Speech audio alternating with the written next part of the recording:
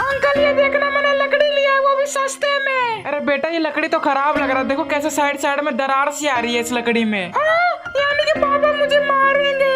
Uncle मुझे पापा ने कहा था लकड़ी खरीद को लाने के, पापा मुझे बहुत मारेंगे।